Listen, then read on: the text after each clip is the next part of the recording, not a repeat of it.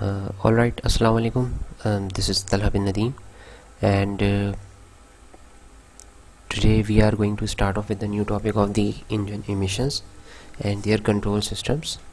So, as I have explained in the earlier classes as well, that your IC engines are basically releasing a lot of exhaust gases, and those exhaust gases may contain some carbon dioxide, nitrogen oxide, sulfur oxides, and maybe some unburned hydrocarbons as well, which basically pollutes our environment and causes a lot of damage to and they are very harmful for the human health as well. So a lot of work has been going on regarding the improvement of the IC engine performance and controlling the also regarding the control of these gas emissions which are being released into the atmosphere, and there are also some work going on in improving the fuel quality as well. So in this chapter, in this topic, we will basically go through the details of some engine emissions and when and the possibilities, conditions that when these engine emissions are maximum, and at what operating parameters the engine emissions are to the lowest values, or maybe in the acceptable range. And then we will also study about some of the control systems as well. So now starting off with the basic introduction. So as I mentioned earlier, that all the IC engines generate some undesirable emissions during the combustion process, and when these emissions are exhausted into the surrounding, they basically pollute our environment, and they causes the following problems: global warming, acid rain, formation of smog, some odors, respiratory and other health problems as well. So if we are talking about the global warming, then carbon dioxide is one of the major reasons of the global warming. Then when we are talking about the acid rain, so the formation of nitrogen oxides and the formation of sulfur oxides, when they are being formed as a result of a combustion process, and they are combined with the water vapors which are present in the environment, they will form the acidic clouds, and when the rain occurs, that rain will be acidic rain, because when these NOx or SOx combine with the water, they basically made nitric acid and sulfuric acid. And these acid rains cause a lot of environment pollution. If you have seen some old places where we have the open to space, some pipelines going, maybe in some flats you might have seen those such pipelines. Now the PVC pipes are being used for that purpose, but in the earlier days, maybe let's say a couple of years back, about 15 to 20 years, they used to have the concrete pipes for that purpose. These acid rains basically damage those pipes. So these are some of the disadvantages of having the acid rain. And you might have also heard that in your home, your grandfather or grandmother may have not allowed you to go outside and enjoy in the first rain, and because the first rain may may give you some skin allergies as well. And it is because in first rain there is a possibility that that rain is an acidic rain, may contain some acid as well. So that is why our elders usually don't allow to enjoy in the first rain. Then we have another problem of the smog. I will discuss this smog formation in quite some details in the later classes. Then with the exception of all these environmental aspects, there is another very important factor, that these pollutants basically gives causes some respiratory and other health problems as well, especially when we are talking about some years ago, we used to have lead in our fuel. This lead is basically when it goes into the environment and we inhale it, humans inhale it, it basically causes cancer to the human beings. So from the environmental aspects, these emissions are of quite importance, and that is why a lot of work has been going on to remove such emissions. Now moving forward, as I mentioned earlier, that such that we commonly occur with these following issues. Now after that, the question arises that what are the major causes, what are the main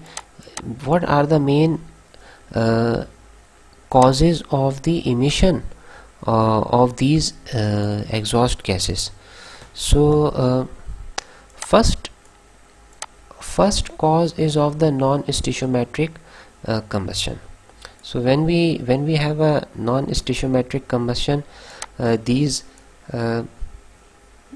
exhaust the formation of these pollutants, these exhaust gases vary. And another reason for this non-stoichiometric combustion is because in IC engines the formation of the air fuel mixture is quite rapidly, and we usually do not have a homogeneous mixture. So that is also the reason for the formation of these pollutants as well. Then we have the dissociation of nitrogen. So this cause is more related to when we have a higher flame temperatures. At higher flame temperatures, this N2 molecules, if you remember correctly, we used that N2 molecule in the combustion topic in the numericals as well, and we didn't dissociate this N2 molecule in the reactant and the product side. We kept it in the form of a N2, but in real case scenario, when the temperatures inside the cylinder reaches very higher values, this triple bond between the nitrogen atom breaks, and then the formation of the nitrogen oxide starts. So this is also another cause of the emissions, particularly when we are talking about the nitrogen oxides. Then we have the impurities in the fuel and air. So when we are particularly talking about the impurities in the fuel, one of the main impurities is the sulfur. If there is a sulfur content in the fuel, which usually is present in particularly in the cases of the diesel fuel and the high furnace oil fuel, which we usually use in the industries as well, there is a lot of sulfur content inside it. So this causes the formation of the sulfur oxides, which is not good from the environmental point of view. And as I mentioned earlier, that before let's say 15 to 20 years back, they also used to have this the lead in the fuel as well, because there was a component, there was a compound which was used in the improvement of the octane number of a fuel, lead containing compound, and that when this it means that there is a presence of the lead in the fuel, and when this lead is released into the atmosphere, it and when the humans inhale it, it basically causes cancer, cancer to the humans. So these are some of the factors, some of the major disadvantages which are being caused by these emissions. They are not only the causes, there are some other causes as well. We will discuss the causes in quite some details throughout this chapter. So right now we can conclude by saying that we have the major causes for the emissions are the non-stoichiometric combustion, dissociation of the nitrogen molecule, which will lead to the increment to the production of formation of nitrogen oxides. Then we have the impurities in the fuel like sulfur and lead. Now moving forward, what are the emissions which we have to concern about? First one is the unburned hydrocarbons. Again, this unburned hydrocarbon may be released to the atmosphere because of the many reasons. There can be many reasons for that, and we will discuss those reasons in quite some details in the later slides. So I will not go into the details of it, that how these unburned hydrocarbons are being produced. Let's say we have an incomplete combustion. So when we have an incomplete combustion, we may have the formation of the carbon monoxide and may have some unburned hydrocarbon particle as well. And when that unburned hydrocarbon particle is released from the exhaust valve into the atmosphere, these such emissions are called unburned hydrocarbons. So the first two, the unburned hydrocarbon and the oxides of the carbon, are usually because of the when we have a rich mixture, we have a lesser amount of oxygen, such sort of emissions are higher. And when we are talking about the oxides of the nitrogen, so as I mentioned earlier, there is a large amount of energy which is being required for the dissociation of the nitrogen. So when we are operating our engines at a very higher flame temperatures, there is a greater possibility that we might have some formations of the nitrogen. Then we have the oxides of the sulfur, and that is purely dependent upon the quality of the fuel. If your fuel contains the sulfur amount, such sort of particles, such sort of emissions may be formed. Then we have a solid carbon particulates, which may be formed as a result of a quenching process inside the cylinder. When, let's say, this is your combustion chamber, and here, let's say we have a air fuel particle, and when that flame is spread throughout this combustion chamber, because of the very higher temperature inside this combustion chamber, the molecule which was present here, instead of getting combusted, it may get quenched on the cylinder walls, and such formation as a result of this quenching phenomena, that the carbon content basically deposits on the walls of the cylinder, and as the piston reciprocates, it may be scraped off and may released from the exhaust from the exhaust into the atmosphere. So these are some of the emissions, some of the common emissions which are being generated by our IC engine. So now moving forward, it is desirable to develop such engines that generates very few harmful emissions. So it is mentioning that it is as I mentioned earlier, that a lot of work has been going on in regarding the reduction of these emissions, or either in improvement of the fuel quality, or maybe using some exhaust emission control systems as well. So in recent years a lot of work has been going on, and these emissions could be let into the surrounding without a major impact, so that the emissions of these IC engine can be released into the atmosphere, not having some greater impact. However, it is not possible with the present technology, and after treatment of the exhaust as well as in cylinder reduction of emissions are very important. Now here you can see we are talking about basically two things: after treatment of the exhaust, and then we are talking about in cylinder reduction of emissions. What do we mean by after treatment? It means that exhaust has been produced, and we are not just releasing this exhaust directly into the atmosphere. So when we are particularly talking about this after treatment process, here you can see that in after treatment what we are basically talking about is we are saying that the exhaust gases has been released, means the combustion in the inside the combustion chamber has been taken normally.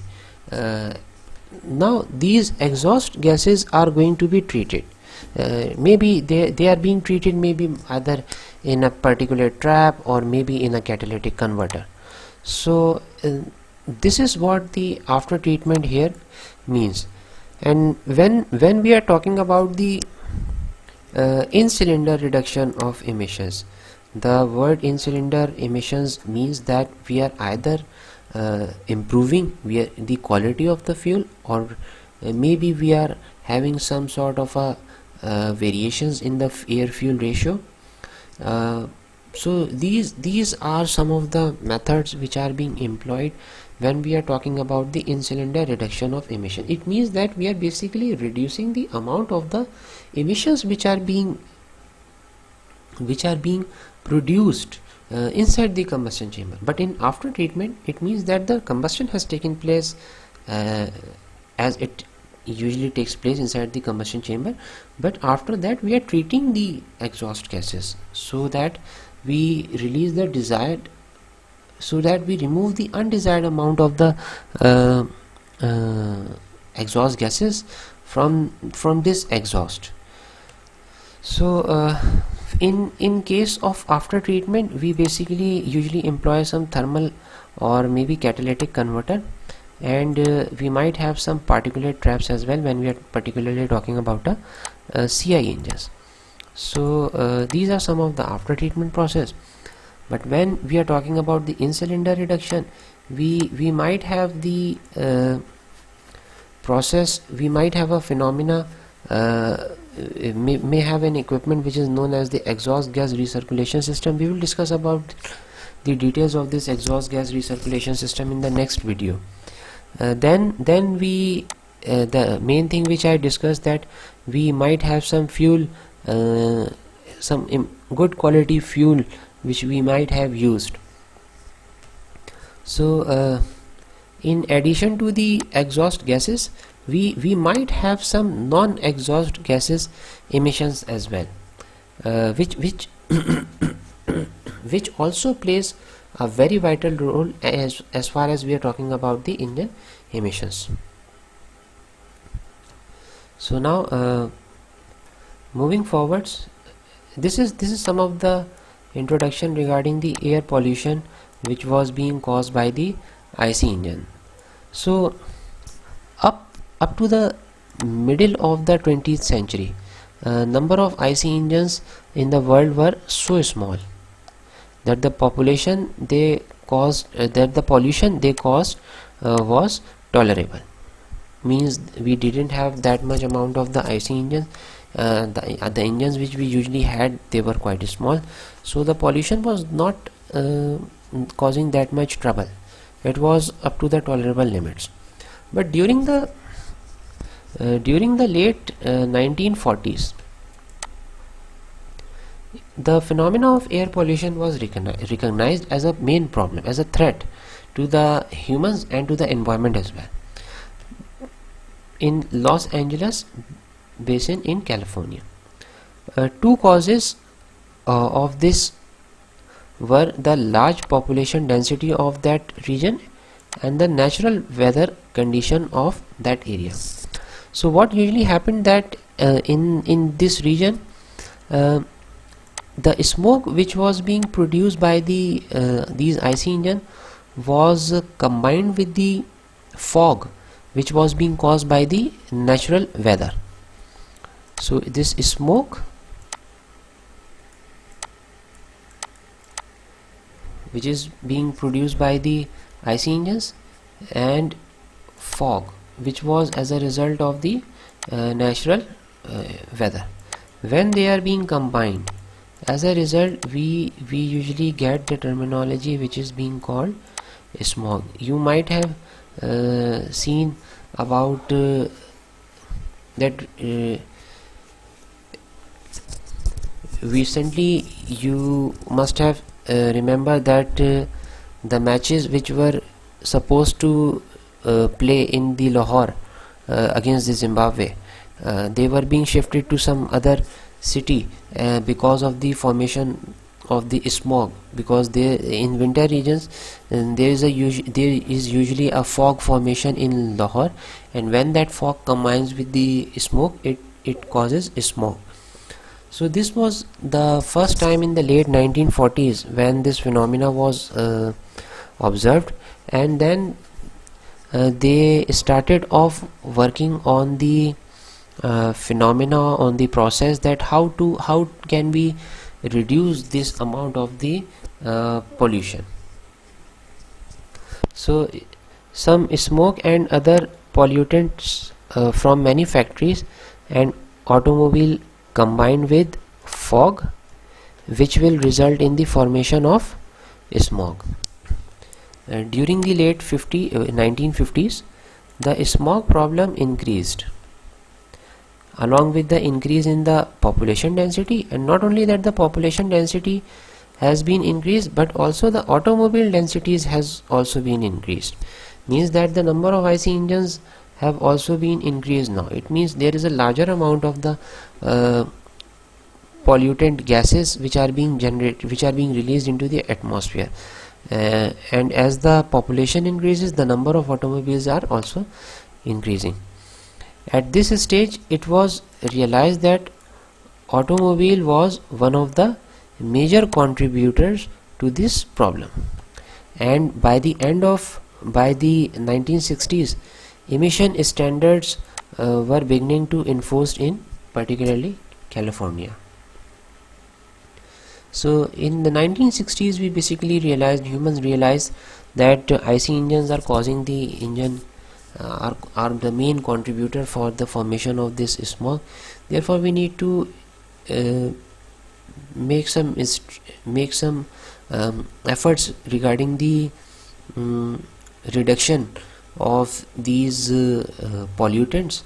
So what did they do? That during the next decade, emission standards were not only being used in 1960s. These emission standards were employed in the some parts of the United States, and then in the by the end of the next decade, they were being adopted not only throughout the United States, but also in the Europe and the Japan as well.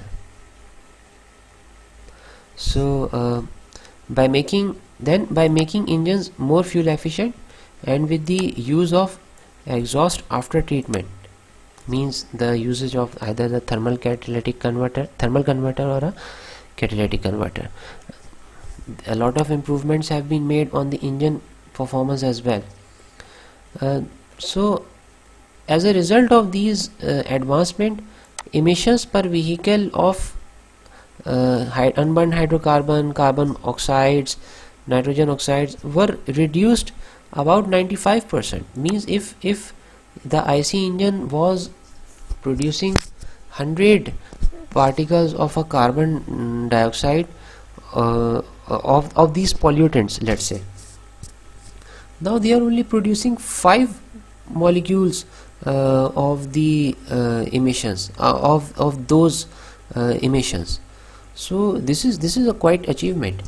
But uh, when we are talking about the population density and the automobile density, um, by the end of in 1970s or maybe 1980s, the we improved the engine emissions which are being released, but the number of cars have also been increased, number of automobiles have also been increased.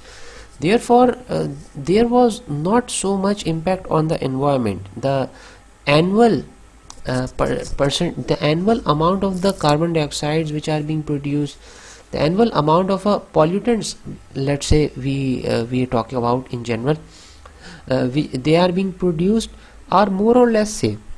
So it doesn't give that much a benefit. So during 1970s and the 1980s, the emissions were being reduced by the 95%.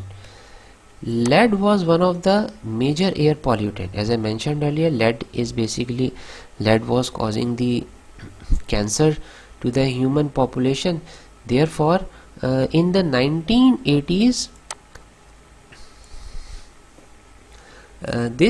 the lead additive which was being used in improving the quality of the fuel was banned, and it was not allowed to use further, and some more new advanced techniques were being employed to improve the fuel quality.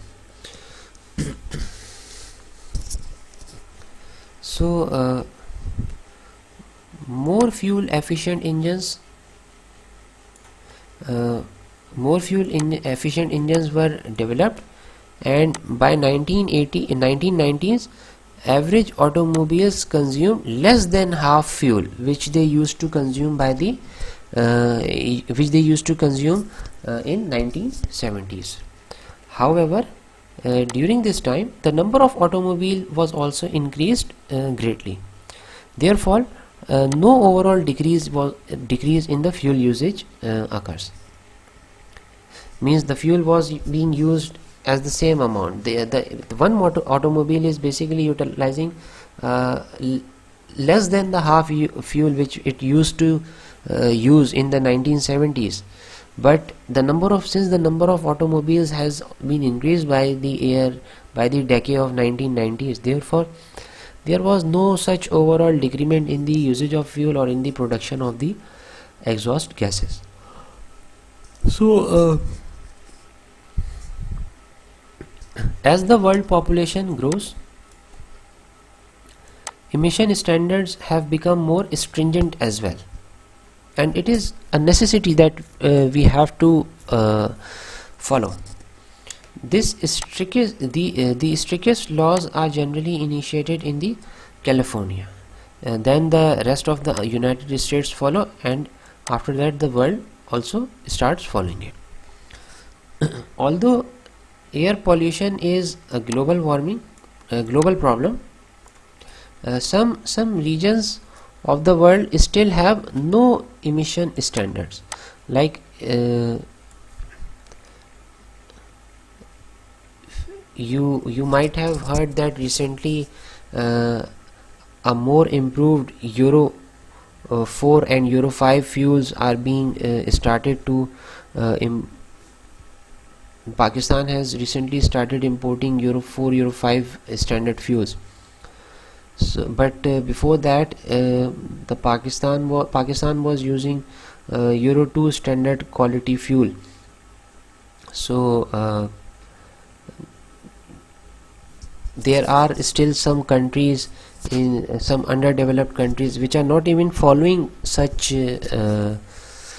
these Euro standards or maybe some American standards.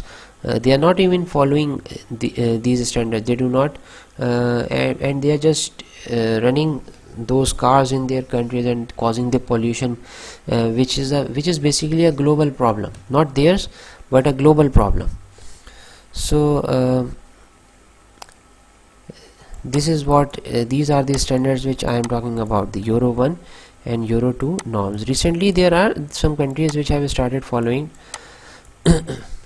but still again the world has moved to Euro 5, Euro 6 even, but in Pakistan usually, if you might have seen some cars, there is also it is also written on them that it is a Euro 2 technology. Euro 2 norm is written on those cars. So again, Pakistan is considered as one of the underdeveloped countries. So again Pakistan is following some standard at least, but there are still some countries, some very underdeveloped countries who do not usually follow such standards. Now moving forward, this slide is especially added regarding the Euro norms, and the purpose was just to give you a clear idea. Emission standards have been followed by the developed countries like USA, Europe and Japan. Pakistan and India usually follow the European model. That is why and such models are basically Euro 1 and Euro 2 standards. The what does this Euro means? The question is that what does this Euro means? So when we are particularly talking about these Euro standards, when we are talking about Euro 1 or Euro 2, as we move down in this table, the emissions value which should be removed by the fuel are decreasing. Means Euro 1 will be decreasing a larger amount of the unburned hydrocarbon, carbon dioxides and nitrogen oxides. Euro 2 would be releasing lesser amount of these gases. Euro 3 would be releasing much less amount of these gases as compared to the Euro 2 as well. Recently Euro 6 standards are being implemented in some very developed countries, in the European countries. They have been started to implement such standards since 2014. So Euro norm basically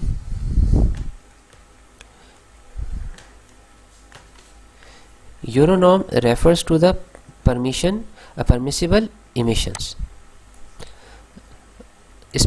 both for the petrol and the diesel vehicle which have been implemented in Europe. It requires manufacturers to reduce the existing polluting emissions level in a more efficient manner by taking certain technical changes in the vehicles. Means there are some technical changes in the vehicles as well. Some improvement in the fuel qualities as well. So the manufacturers have to implement such changes in their designs as well in order to follow such standards. Now if you look carefully in this table, here you can see, as I mentioned earlier, that as we move down in the table, Euro 1 would be releasing a larger amount of the emissions, but Euro 1 would be releasing the larger amount and Euro 2 would be releasing the lower amount. So here you can see that in Euro 1 standard, let's say petrol is releasing a carbon monoxide of about 3.16 grams per kilometer. Here you can see the units are in grams per kilometer, means per kilometer that it would be releasing 3.16 grams of a carbon monoxide. But when we are talking about the Euro 2 type, here you can see such amounts have been reduced to 2.2 grams per kilometer. So again the standards have been raised, and manufacturers and the fuel fuel refining process plants, they have to follow such standards, because it is essential, it is a necessity which is being required to improve the quality, to reduce the global warming effects, to reduce the emissions which are being released by the IC engines. Here same is given regarding the unburned hydrocarbon and nitrogen oxides. Next you can see we have a PM. PM is basically particulate matters. Petrol usually does not have the particulate matter, as I explained earlier, that they are being generated in the diesel engines only, and that is why, as I mentioned earlier, that particulate traps, they are being employed in only CI engines, because particulates are being produced only in CI engines.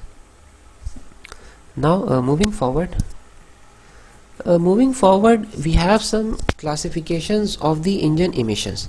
So far we have studied that we might have some unburned hydrocarbons, some carbon oxides, nitrogen oxides, maybe some sulfur oxides, but in general, if we are talking about the classification, we can classify the engine emissions into two categories. The first is the exhaust emission and the second is the non-exhaust emission. Exhaust emission means the emissions which are being generated, which are being produced as a result of a combustion process. And when we are talking about the non-exhaust emission, they are not being produced as a result of a combustion process. They are either leaked from the fuel tank, maybe from the carburetor, or maybe as a result of a crankcase blow-by, but not as a result of a combustion process. So this is the main difference between the exhaust emissions and the non-exhaust emission. The name is also explaining, is quite explanatory as well. Exhaust emissions means those emissions which are being generated as a result of a combustion process. Non-exhaust means they are not being generated as a result of a combustion process. So unburned hydrocarbons from oxides of carbon, oxides of nitrogen, oxides of sulfur, some particulates, soot and smoke, they are all the emissions which are being categorized, which are being recognized as the exhaust emissions. But when we are talking about the non-exhaust emissions, the emissions from the fuel tank, when the fuel vapors as a result of the vapor formation, the emissions from the carburetor, then the emissions from the crankcase, maybe in the result of a crankcase blow-by. So these are some of the emissions which usually occur, and they are not because of the combustion process, they are just non-exhaust emissions.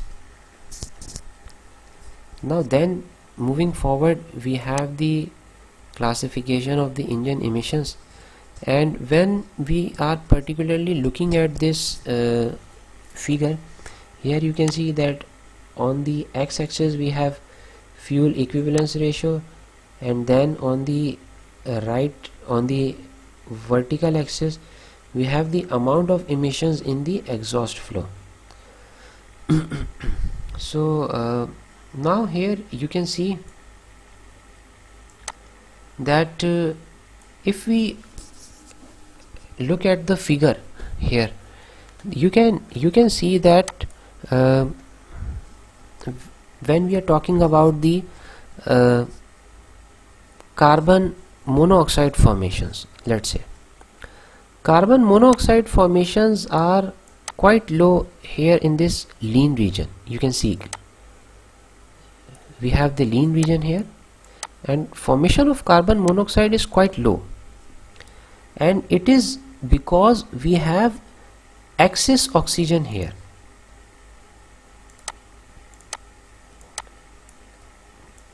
Here we have excess oxygen. So since we have a larger molecules of oxygen, we have an excess oxygen, therefore as a result of this excess oxygen, we would be occurring with the proper combustion, complete combustion, and we would not have the formation of the carbon monoxide in this region. But as we move towards the right side, where we have a rich mixture, means the amount of oxygen is low now. Now you can clearly see that the percentage of the carbon monoxide formation has started increasing. The amount of the carbon monoxide formation has started increasing, and it is increasing very rapidly at a faster rate. This is because of the presence of the lesser amount of the oxygen, means that the carbon atoms, carbon particles are not finding enough air molecules, enough oxygen molecules to combine and form the carbon dioxide. Therefore we are basically having an incomplete combustion when we have a rich air fuel mixture. That is why the amount of the carbon monoxide has been increasing. Now here, when we are talking about the hydrocarbon as well, as a result of the incomplete combustion in the richer air fuel mixture region, you can see the unburned hydrocarbon percentage has also started increasing rapidly. But they were quite low when we had a lean air fuel mixture, you can see. So this is what we can conclude as far as the carbon monoxides and the hydrocarbons, unburned hydrocarbons are associated. We can conclude it by saying that rich mixture basically does not have enough oxygen to react with this carbon and hydrogen, and therefore both unburned hydrocarbon and carbon monoxide emissions have been increased. Unburned hydrocarbon emission also increases due to the poor combustion and misfire. Here you can see that unburned hydrocarbon and carbon monoxide emissions increased when we have a rich mixture. And why it is increasing? Because we do not have a sufficient amount of oxygen. But another thing which is needed to understand here is that if we look at the unburned hydrocarbon below the 0.8%, it is also increasing.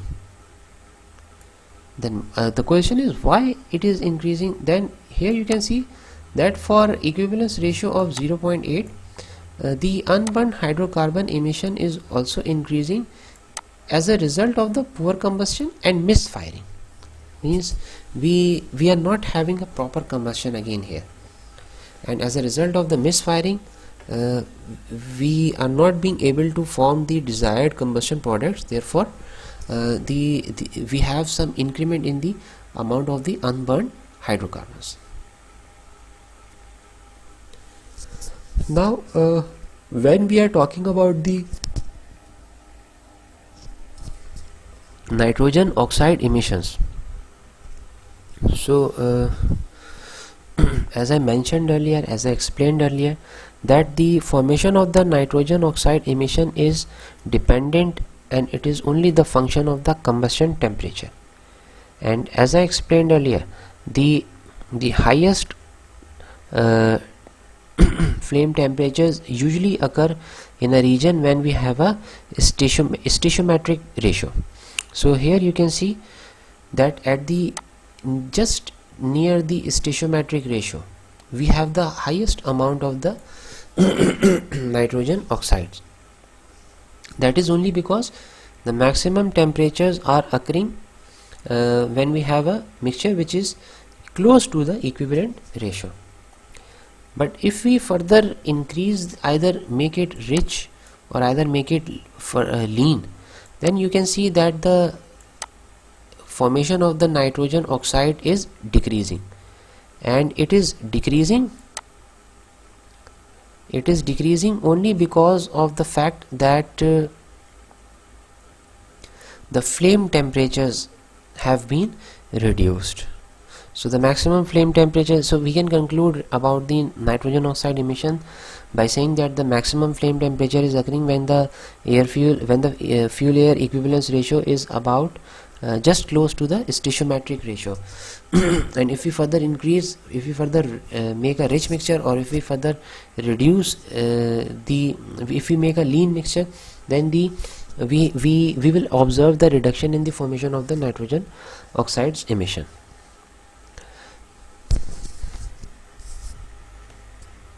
So I guess that is it about the this graph. Now moving forward, now here you can see this graph was related the formation of the emissions in SI engine. Now moving forward, this is another graph, and it is for the emission for a CI engine. Now here you can see in CI engine the formation of carbon monoxide is again more or less it is more or less same. We do not have too much variation in the carbon monoxide formation. So now the question is why, and answer to that question is quite simple, that if you all remember that in CI engines we are basically only inducting the air in the cylinder for the compression during the intake process, and we inject the fuel afterwards. Therefore we usually have a lean air fuel mixtures in the CI engines. Means we have a large amount of oxygen which is being available inside the combustion chamber. Therefore we have a lesser chance of the formation of the carbon monoxide. We have a better possibility for the formation of a carbon dioxide. So that is why the percentage of the amount of the carbon monoxide emission is more or less constant. Then now moving forward, when we are talking about the hydrocarbon emissions, so here you can see that in hydrocarbon emissions, that when particularly when we are talking about the higher loads, here you can see that during the higher loads we will have a rich air fuel mixture, or the equivalence ratio would be moving towards the rich air fuel mixture. So here you can see that first we have a bit of a drop because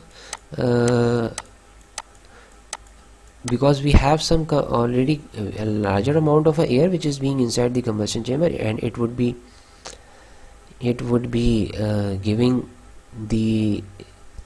producing the water vapors and carbon dioxide molecules. But here you can see we have a rapid increment in the unburned hydrocarbon emissions, and that is only because of the formation because we have increased the air fuel ratio. Means the larger amount of the fuel is being injected into the combustion chamber now. So it will result in the formation of higher unburned hydrocarbon molecule. So here you can see that for 4-stroke CI engines,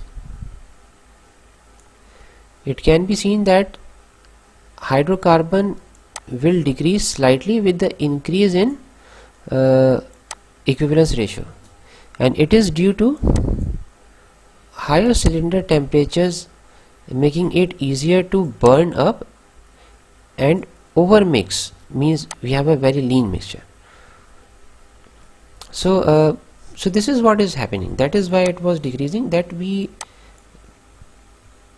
were moving towards the cylinder temperatures were increasing and the fuel was burning up very easily, and that is why we have a reduction in the hydrocarbon emissions. Now, but at higher loads, the hydrocarbon emissions have increased again, because we are injecting a large amount of the fuel. So we have a localized rich fuel air mixture spots where the combustion will occur, but again because we might have a lesser amount of the air at that spot, so we may have some incomplete combustion and it may result in the formation of some unburned hydrocarbons. Whereas carbon oxide emissions, as I mentioned, that it will remain more or less same because of the availability of the excess oxygen. Now again, here you can see, when we are particularly talking about the NOx emission, as I mentioned earlier, as I explained earlier, that NOx emissions are basically, again, they are related to the temperature of the they are related to the cylinder temperatures, and therefore you can see that as the fuel air mixture goes close towards the stoichiometric ratio, stoichiometric air fuel air equivalence ratio, means towards the value of 1, you can see that the amount of the nitrogen oxide have also been increased, and it is due to the phenomena that the flame temperature, the cylinder temperatures are increasing. Therefore, as a result, the NOx formation is also increasing. So this was all about the emissions regarding the in SI engine and the CI engine. Now moving forward, as I mentioned earlier, that we have quite some unburned hydrocarbon emissions. Now moving towards the causes of the unburned hydrocarbon emissions, causes of some hydrocarbon emissions. So particularly when we are talking about the rich air fuel mixture. So as I mentioned earlier, when we have a rich air fuel mixture, we have a lesser amount of the oxygen, means our fuel will get less amount of the oxygen, so the carbons are not getting enough amount of the oxygen to form carbon dioxide. Therefore, as a result, we may have some higher levels of the unburned hydrocarbon and carbon monoxide in the exhaust products. So this is particularly true in the starting conditions, when the fuel is purposely made rich, because in idling conditions we require rich air fuel mixture. So it is also true to a lesser extent during a rapid acceleration under load. But if the air fuel mixture is too lean, poorer combustion occurs, again resulting in the higher hydrocarbon emissions. So the extreme poorer conditions for a cycle is a total misfire. So again, such conditions have to be avoided. So some of the major causes which are being responsible for the emission of these hydrocarbons in SI engine are mentioned below. Now here you can see the first one is the incomplete combustion.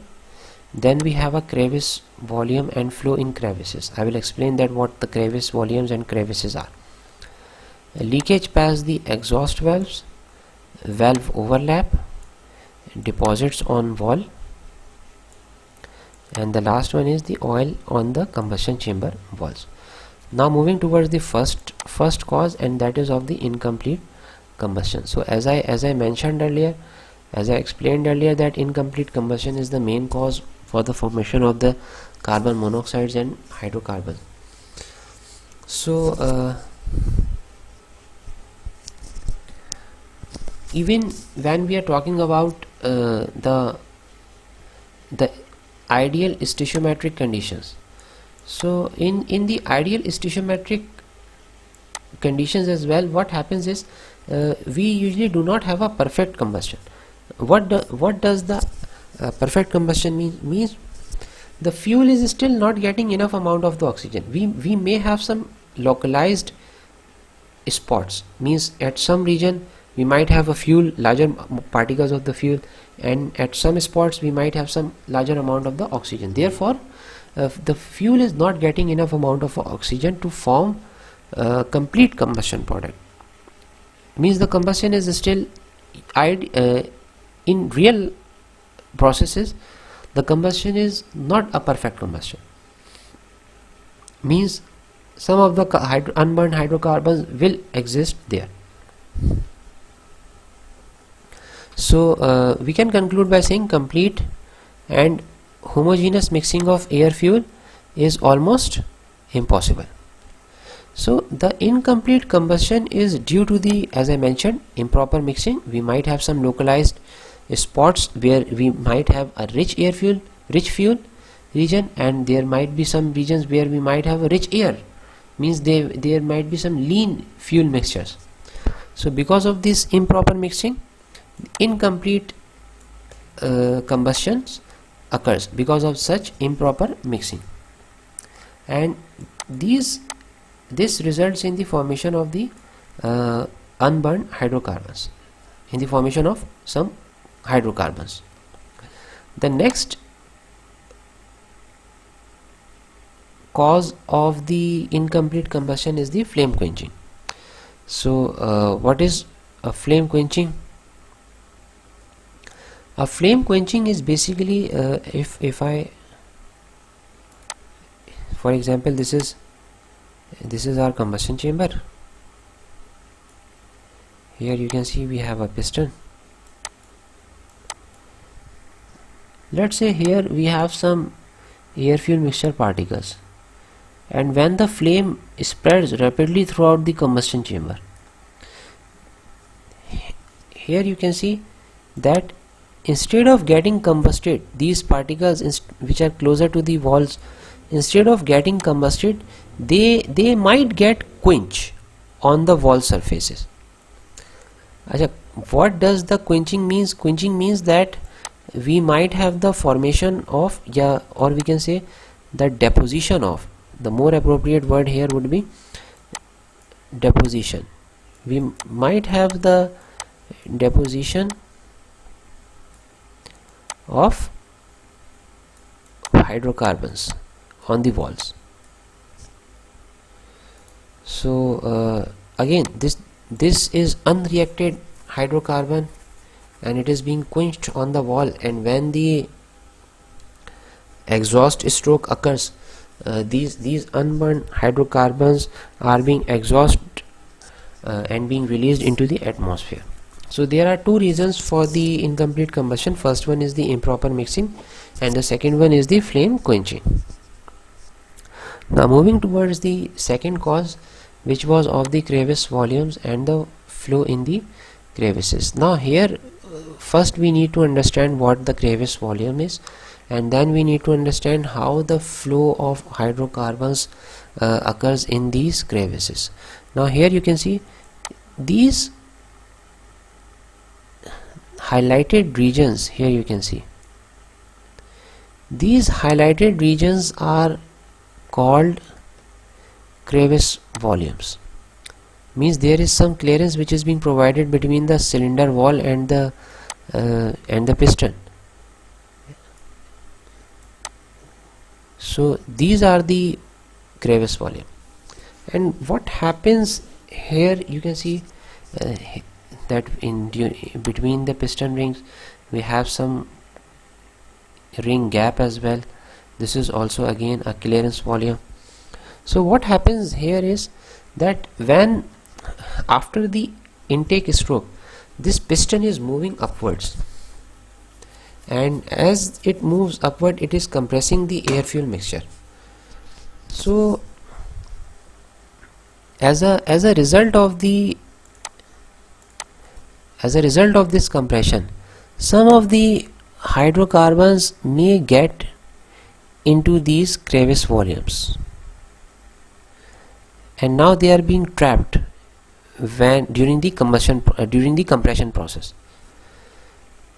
So combustion inside the combustion chamber occurs, but the particles, the unburned hydrocarbon particles which are present in these crevices, are not participating in the combustion.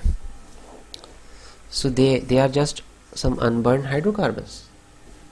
And what will happen then is, after the power stroke, when the exhaust stroke is occurring, during the power stroke, as the piston is moving downwards, the pressure inside the combustion chamber is being reduced. As a result of this reduction in the pressure inside the combustion chamber, again these hydrocarbons will now, because of the pressure vacuum which is being generated inside in the combustion chamber, these unburned hydrocarbons will come outside, and then during the exhaust stroke they will be exhaust directly into the atmosphere without the combustion.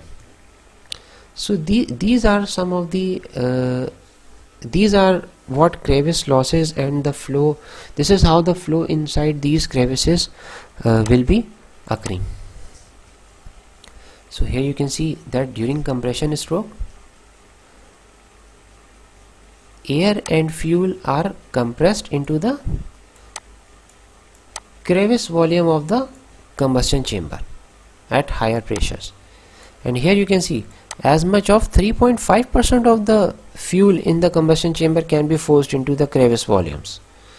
Means we might have a loss of unburned hydrocarbon of about 3.5%. So later in the cycle, during expansion stroke, or we can say power stroke, pressure inside the cylinder has been reduced now, and the reverse flow will occur, and the fuel which was being stored in the crevice volume will flow back to the combustion chamber, where almost mixture is consumed in the flame. However, before the last element of reverse blow by occur, flame will be quenched and unreacted fuel particles come out in the exhaust. Means without the combustion process, since the flame has been extinguished now, these unburned hydrocarbons would be released into the atmosphere. So crevice volumes around piston ring is greater when the engine is cold, because the engine is cold, there is no thermal expansion phenomena. Therefore the crevices volumes are very high when the engine is cold. So up to 80% of the hydrocarbon emissions from an IC engine is as a result of the losses which are being occurring because of these crevice volumes and because of the flows in these crevices. Okay, now moving forward, next we have the leakage past the exhaust valve. Now here you can see as the pressure increases, when we are talking about these again leakage past the exhaust gas, this is also quite much related to the crevice volumes, and what we have in these in the exhaust valve is we have some sealing mechanism to seal the exhaust valves, but because of the crevice volumes around the edges of the exhaust valve, the crevice volume around the edges of the exhaust valve and between the valve and valve seat, during the compression process the air fuel mixture would be trapped inside the crevice volume around the edges of the exhaust valve and the valve and also the valve seats. And when the power stroke occurs, and because of the reduction in the combustion chamber, because of the reduction in the pressure of the combustion chamber, these hydrocarbons will then flow back to the combustion chamber, and will as the flame has been extinguished now, so they will be released directly into the atmosphere without being combusted. So a small amount even leak past the valve into the exhaust manifold. When the exhaust valve opens, again the air fuel mixture, which was still in the crevice volume, gets carried into the exhaust manifold. So this causes a momentary increase in hydrocarbon concentration at the start of a blowdown process. Means at the start we might have a increment in the hydrocarbon condition. At the start of an exhaust process we might have an increment in the hydrocarbon concentration. So again these are some undesirable losses, and a lot of design improvements have been made to reduce such losses. Moving forward, next we have a valve overlap. Again, as I mentioned earlier, that intake valve is open and the intake stroke and the fresh air fuel mixture is coming. So there are some durations where ideally intake valves are open during the intake stroke, and in the compression the intake valves and the exhaust valves are closed. Then in power stroke intake and exhaust valves are closed, but in the fourth stroke, which is the exhaust stroke, the exhaust valves are open and exhaust gases are being released into the atmosphere through the exhaust manifold. Then when the piston reaches top dead center, exhaust valve will be closed and intake valve will be opened. And during the next process, when the piston is moving from top dead center to bottom dead center, the fresh air fuel mixture would be coming. This is the ideal phenomenon. But what will happen here is that even before the piston has reached the top dead center, the intake valve will be opened. So we have a valve overlapping here, means exhaust valve is also open and intake valve is also open. So there is a possibility that some of the fresh air fuel mixture which is coming from the intake valve is also going directly out from the exhaust valve. So these losses of unburned hydrocarbons are being named as the valve overlap losses. So valve overlap is a must, is a necessary condition to obtain a satisfactory performance. Otherwise we might have some scavenging issue. So during the valve overlap, both intake and exhaust valves are opened, creating a path where the fresh air fuel mixture can flow directly into the exhaust. A well-designed engine minimizes this flow, but a small amount of a fresh air fuel mixture still escapes. The worst condition for this is at idling and low speeds, when the valve overlap in terms of time is the largest. Means valves are, when we are talking about the lower, when your engine is operating at the lower RPMs, there is valves are opened, both valves are opened for a longer duration, and therefore it has a larger possibility that we might have these losses. Now moving forward, we have the deposits on the walls. Now as I mentioned earlier, that as a result of a very high flame temperature, some of the flame particles, some of the fuel particles are being quenched on the walls, and they are being deposited in the form of a carbon particles, soot particles, in the form of a particulates, and those particulates basically absorb such air fuel mixture which are being coming into the combustion chamber for further combustion. So gas particles, including those fuel vapors, are absorbed by the deposits on the walls of the combustion chamber. This amount of absorption is the result of is a function of a gas pressure. Means when the piston is moving towards top dead center during the compression stroke, these air fuel particles will be trapped wherever they will find a space, and when we have a deposits on the cylinder walls, so they will be trapped inside those deposits. And again, after the compression stroke, when we have a combustion process and the piston is moving downward and the pressure inside the combustion chamber decreases, again they will flow back from that absorbed deposits on the wall. It will flow back to the combustion chamber, and in the exhaust gases they will be released from the exhaust valve into the atmosphere. So the maximum absorption occurs during the combustion and compression process. So later in the cycle, when the exhaust valve opens and cylinder pressure gets reduced, they will flow back into the combustion chamber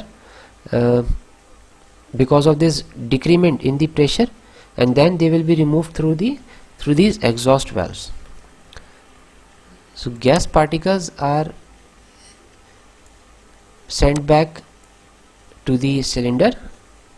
These particles include some unburned hydrocarbon, and they will be released into the atmosphere. This problem is greater in engine which are operating at a higher compression ratios. High swirl helps to keep wall deposits to the minimum. Means if we have a high swirl of air, we will have a lesser deposit. The lesser deposit means we will have a lesser absorption of the fuel, and we will have a lesser which will result in the lesser unburned hydrocarbon emissions. When unleaded gasolines is used, hydrocarbon emissions from wall deposit become more severe. When leaded gasoline is burned, the lead compound makes the wall harder and less porous to absorb such gases.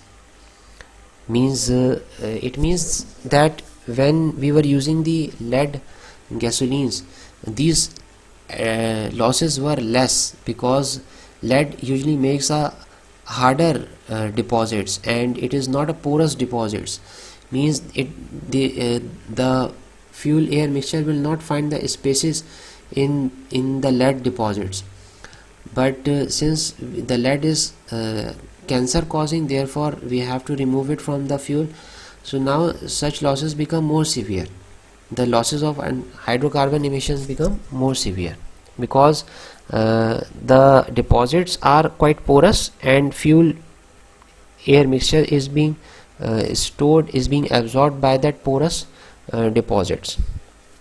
Now moving towards the last cause of these unburned hydrocarbon, and that is the oil on combustion chamber wall. So a very thin layer of oil gets deposited on the cylinder.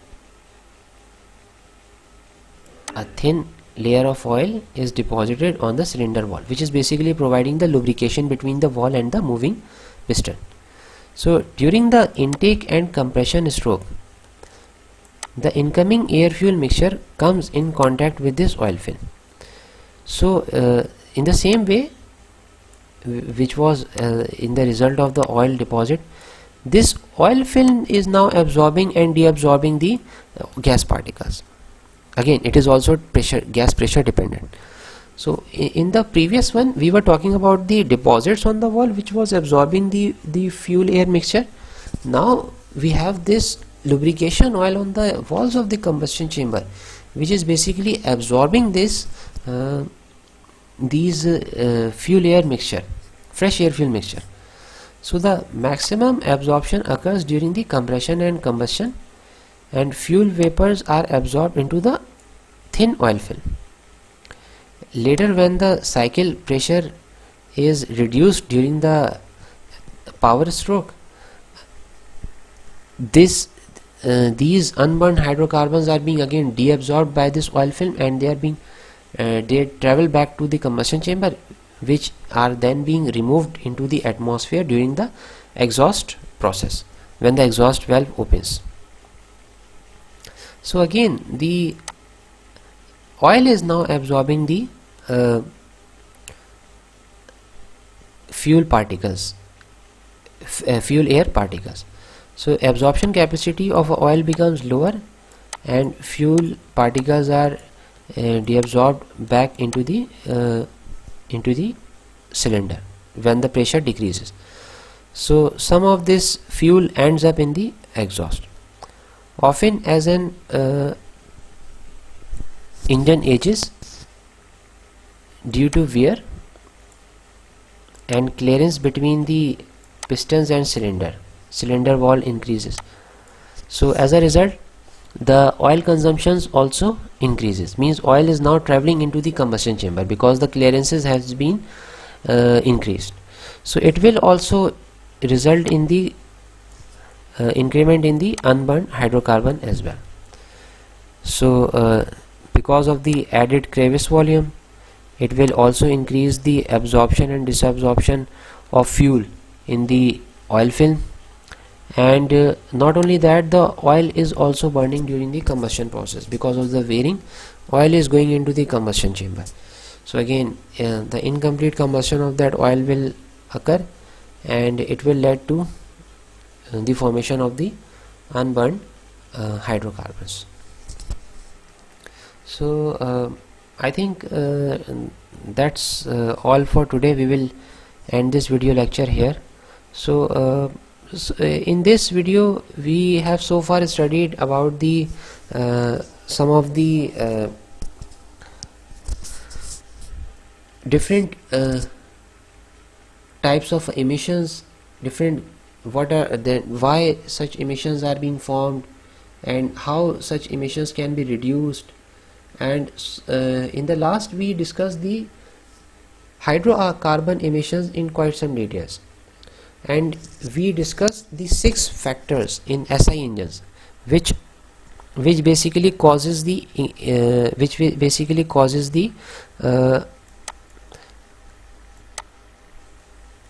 emission of the unburned hydrocarbon. And these six causes are incomplete combustion, crevices, volumes and flow in crevices, leakage past the exhaust valve overlap, deposits on wall, and oil on combustion chamber walls. So I expect you guys to watch these videos carefully, and in case you have any question, just note down your question, and you can ask me all those questions in the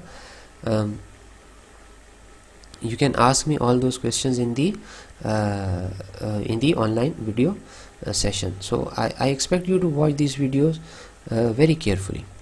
So till next video, Allah Hafiz.